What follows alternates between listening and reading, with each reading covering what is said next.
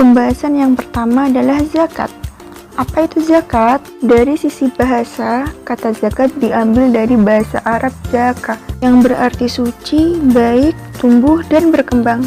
Sedangkan secara istilah, zakat ialah pengelolaan mengenai takaran harta tertentu yang didapat dari seorang yang wajib membayarnya, atau muzaki yang selanjutnya diberikan kepada orang-orang yang berhak menerimanya. Adapun kewajiban dalam melaksanakan zakat dilandasi oleh dasar hukum yang salah satunya diambil dari Quran surat Al-Baqarah ayat 1. Wa aqimus salata wa atuz zakah wa ma tuqaddimu li anfusikum min khairin tajiduhu 'indallah. Innallaha bima ta'maluna basir. Yang artinya, dan dirikanlah sholat dan tunaikanlah zakat, dan kebaikan apa saja yang kamu usahakan bagi dirimu, tentu kamu akan mendapatkan pahalanya pada sisi Allah. Sesungguhnya Allah Maha melihat apa-apa yang kamu kerjakan. Selanjutnya adalah syarat zakat. Syarat zakat ada dua, yaitu yang pertama syarat orang yang berzakat atau muzaki. Syaratnya adalah orang tersebut harus Islam, harus merdeka, sudah balik, berakal, dan mempunyai hak kuasa terhadap hartanya. Lalu yang kedua adalah syarat harta sebagai objek zakat. Harta yang menjadi objek zakat, para ulama telah memberikan syarat yang harus dipenuhi oleh muzaki, yaitu yang pertama, milik penuh. Harta yang wajib zakat adalah harta yang sepenuhnya berada dalam kontrol kepemilikannya, baik itu kekuasaan dalam pemanfaatan ataupun kekuasaan menikmati hasilnya. Lalu yang kedua adalah berkembang, yaitu sifat harta kekayaan itu terus bertambah sehingga dapat memberikan pemasukan dan keuntungan. Yang ketiga ada melebihi dari kebutuhan pokok.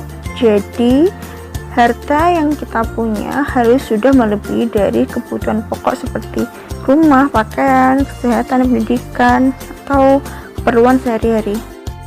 Lalu yang keempat adalah mencukupi satu nisab, yaitu jumlah harta tersebut telah sampai dalam takaran tertentu yang sesuai dengan ketetapan syariat Islam. Yang kelima ada mencapai 1 tahun dalam masa kepemilikannya.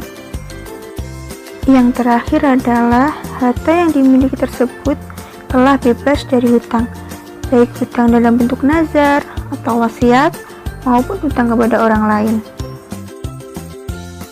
Rukun zakat ada 3, yaitu yang pertama proses pengeluaran hak milik dari sebagian harta yang wajib dikeluarkan zakatnya.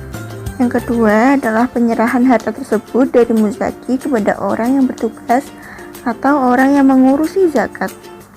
Lalu yang ketiga, ada penyerahan amil zakat kepada yang berhak menerima zakat sebagai pemilik.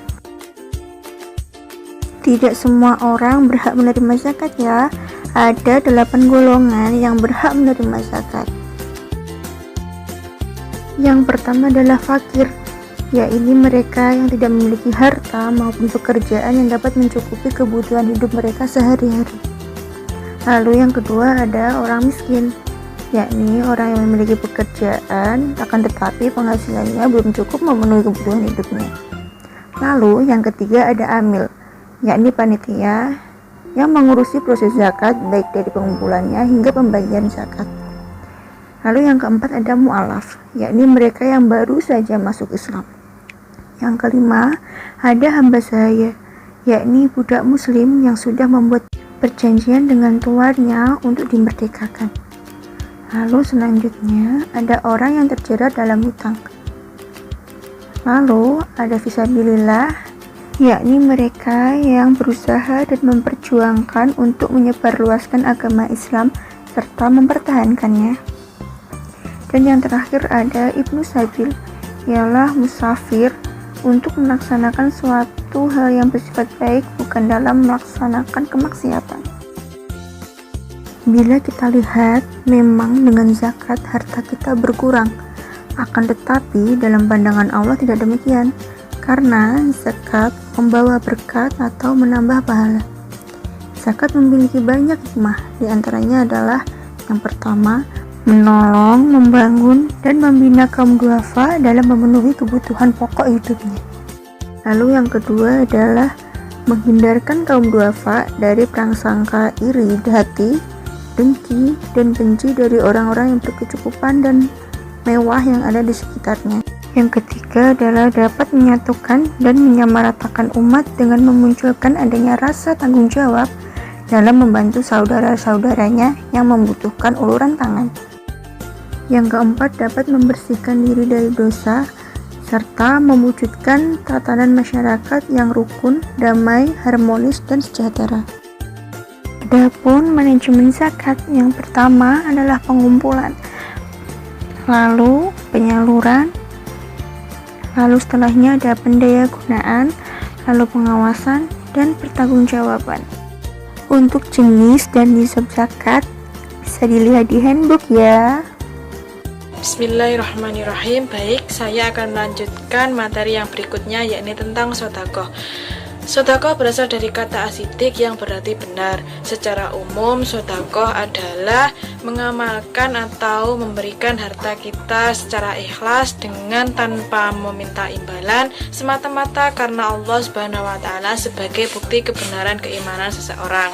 Sedekah diberikan kepada pihak-pihak yang sedang membutuhkan seperti anak yatim, orang-orang miskin, dan yang lainnya. Dengan kata lain, sedekah biasa disebut dengan donasi atau dengan derma.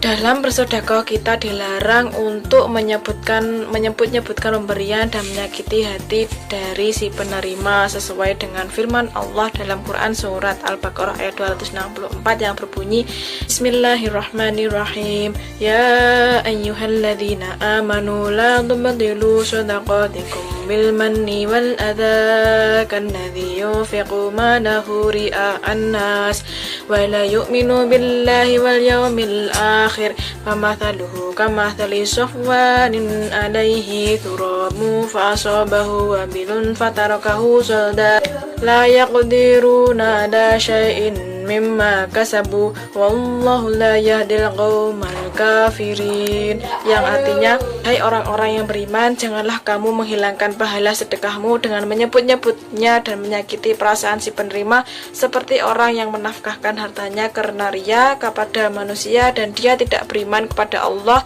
dan hari kemudian. Maka perumpamaan orang itu seperti batin licin yang di atasnya ada tanah, kemudian batu itu ditimpa hujan lebat, lalu menjadilah dia bersih, tidak bertanah.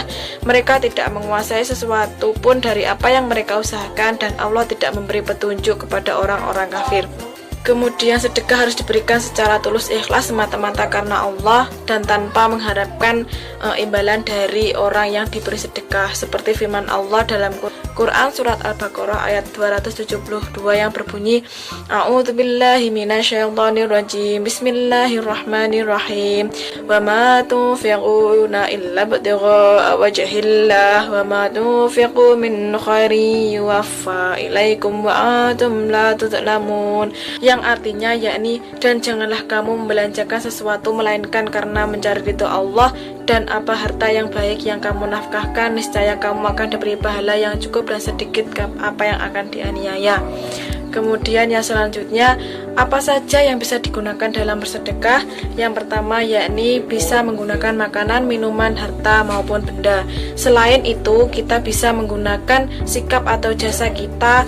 Sikap kita yang bisa digunakan ketika bersedekah yang pertama yakni mendamaikan dua orang yang bermusuhan, kemudian menyingkirkan rintangan di jalan, dan membantu seseorang yang kesulitan.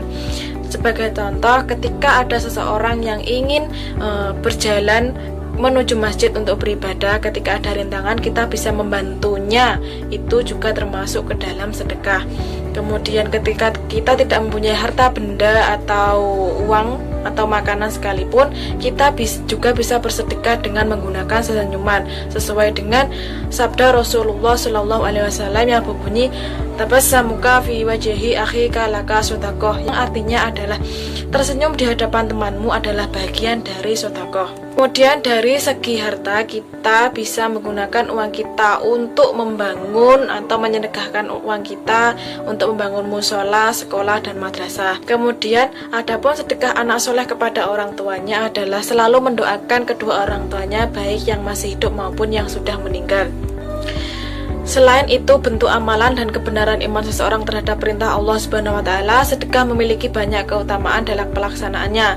Yang pertama, yakni orang yang bersedekah akan dijamin mendapatkan perlindungan di akhirat. Kemudian sedekah bisa sebagai obat berbagai macam penyakit, baik itu jasmani maupun rohani. Kemudian yang terakhir, yakni sedekah bisa menjadi ajang untuk membersihkan harta-harta kita. Kemudian hukum dari sedekah atau sedekah itu sendiri adalah sunnah, dapat dilakukan terus-menerus tanpa ada batasan, entah itu berupa materi maupun non-materi. Allah Subhanahu wa taala akan berikan pahala yang berlipat ganda kepada orang-orang yang suka bersedekah. Allah Subhanahu wa taala berfirman dalam surat Yusuf ayat 88 yang berbunyi, Bismillahirrahmanirrahim, Innallaha yajzil mutasaddiqin. Sesungguhnya Allah akan berikan pahala bagi orang-orang yang suka bersedekah. Kemudian Rasulullah Shallallahu Alaihi Wasallam bersabda yang artinya, tiada suatu hari pun di mana hamba bangun pagi-paginya kecuali dua malaikat turun ke bumi, lalu salah satu akan berdoa, Ya Allah, berilah gantinya kepada orang-orang yang bersedekah. Sementara yang lain berdoa, Ya Allah, datangkanlah kerusakan kepada orang-orang yang bakhil. Kemudian apa saja syarat-syarat bersedekah? Ialah orang tersebut berakal sehat, harta atau barang yang disedekahkan itu tidak berada di bawah perwalian orang lain atau menjadi milik sendiri. Kemudian diberikan kepada orang yang sedang membutuhkan. Yang terakhir, yakni barang yang disedekahkan harus memiliki manfaat bagi orang yang menerima sedekah. Sekian, akan dilanjutkan materi yang berikutnya. Assalamualaikum warahmatullahi wabarakatuh. Perkenalkan, nama saya Asyurul Hani. Saya akan mempresentasikan mengenai hibah. Dari pengertian dulu, hibah adalah pemberian dari seseorang kepada penerima ketika pemberi itu masih hidup. Seperti itu. Kemudian definisi hibah menurut 4 mazhab, yakni yang pertama mazhab Hanafi, hibah adalah pemberian suatu barang tanpa menjanjikan adanya suatu imbalan. Pada saat itu, hibah adalah pemilikan suatu harta yang diperoleh dari seseorang terhadap orang lain yang menimbulkan orang yang diberi harta tersebut memiliki tindakan hukum terhadap harta tersebut, di mana terjadi ketika para pihak masih dalam keadaan hidup dan tanpa mengharapkan suatu imbalan. Kemudian dari mazhab Maliki, hibah itu adalah pemberian suatu barang milik sendiri tanpa mengharapkan suatu imbalan dari orang yang memberi barang tersebut. Kemudian dari mazhab Hambali, hibah adalah pemberian suatu harta dari seseorang kepada orang lain yang menyebabkan orang yang diberi itu boleh melakukan tindakan hukum terhadap harta tersebut, baik harta tersebut tertentu maupun tidak. Bendanya ada dan bisa diserahkan, di mana penyerahannya melakukan pada saat pemberi hibah itu masih dalam keadaan hidup. Jadi memberikannya itu ketika pemberi itu masih dalam keadaan hidup dan tanpa adanya suatu imbalan. Nah, kemudian tujuan dari hibah itu tidak lain hanyalah untuk mendapatkan ridho Allah. Jadi orang itu menghibahkan hartanya itu untuk beramal baik. Nah, seperti itu. Kemudian dalil dari hibah ada pada Quran surat Al-Baqarah ayat 177, yakni A'udzu billahi minasyaitonir rajim. Bismillahirrahmanirrahim. Laisal birra an tuwallu wujuhakum qibalal masyriqi wal maghribi walakinnal birra man amana billahi wal yawmil akhir wal malaikati wal kitabi wan nabiyyin wa atal mala ala hubbihi dzawil qurba wal masakin wa ibnas sabili was-sa'ilina wa fir riqab wa aqama as-salata wa ata az-zakata wal mufuna bi'ahdihim idza ahadu was-sabirina fil ba'sa'i wad-dharra'i wa hinal ba's ulaika alladzina shadaqu wa ulaika humul muttaqun, yang artinya bukanlah menghadapkan wajahmu ke arah timur dan barat itu suatu kebajikan, akan tetapi sesungguhnya kebajikan itu ialah beriman kepada Allah, hari kemudian, malaikat-malaikat, kitab-kitab, nabi-nabi, kemudian memberikan harta yang dicintainya kepada kerabatnya, anak-anak yatim, orang-orang miskin, musafir yang memerlukan pertolongan, dan orang-orang yang meminta-minta dan memerdekakan hamba sahaya, kemudian mendirikan sholat, menunaikan zakat, dan orang yang menepati janjinya apabila ia berjanji, dan orang yang sabar dalam kesempitan, penderitaan, dan dalam peperangan. Mereka itulah orang-orang yang benar imannya, dan mereka itulah orang-orang yang bertakwa. Kemudian kita masuk ke dalam rukun dan syarat hibah. Nah, menurut Ibnu Rushdi dalam kitabnya Bidayatul Mujtahid mengatakan bahwa rukun hibah ada 3. Yang pertama, orang yang menghibahkan. Jadi ada orang yang menghibahkan atau al-wahib, kemudian ada orang yang menerima hibah atau mauhub lahu, kemudian yang ketiga ada pemberiannya atau hibah barang yang dihibahkan. Kemudian sedangkan syarat menurut hukum Islam dalam melakukan hibah terhadap ada 3 syarat.